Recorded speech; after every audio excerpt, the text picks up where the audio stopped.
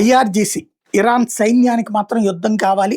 Pezeshkian Iran అధ్యక్షుడికి మాత్రం యుద్ధం అక్కర్లేదు. అయితే ఇప్పుడు ఇరాన్ ఆర్థిక పరిస్థితే పెజెష్కియాన్ ఫీలింగ్ కారణం. అక్కడ వాస్తవంగా మొన్న ఆంక్షలు సడలించినప్పుడు ఇరాన్కి సంబంధించినటువంటి కరెన్సీ రియాల్ బలపడింది. యుద్ధం సందర్భంగా డాలర్ 1.8 మిలియన్ రియాల్స్ దగ్గర ట్రేడ్ అయితే ఇప్పుడు అది 1.5 మిలియన్ రియాల్స్కి వచ్చింది. అయినా యుద్ధానికంటే ముందు నాటి 18% అయితే లేదు. అది ప్రపంచ దేశాలు ఇరాన్కి $24 బిలియన్ ఆస్తులని వాటినేమో ఆల్రెడీ అమెరికా స్తంభింపజేసింది. ఇందులో సగం రానున్న 2 నెలల్లో విడుదల చేయడానికి రెడీ అని. శుద్ధి చేసిన యురేనియం తరలింపుకి ఇరాన్ అంగీకరిస్తే ఖతార్ బ్యాంకులో ఉన్న $6 బిలియన్ కూడా విడుదల చేస్తా అని చెప్పింది.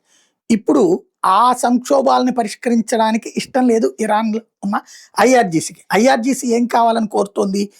డబ్బులు స్తంభించినవన్నీ ఇచ్చేయాలి, హార్ముజ్ జలసన్ తమ చెప్పు చేతల్లో పెట్టాలి. హార్ముజ్ జలసన్ దగ్గర నుంచి వెళ్ళే ప్రతి షిప్ దగ్గర నుంచి డబ్బులు వసూలు చేసుకోవాలి.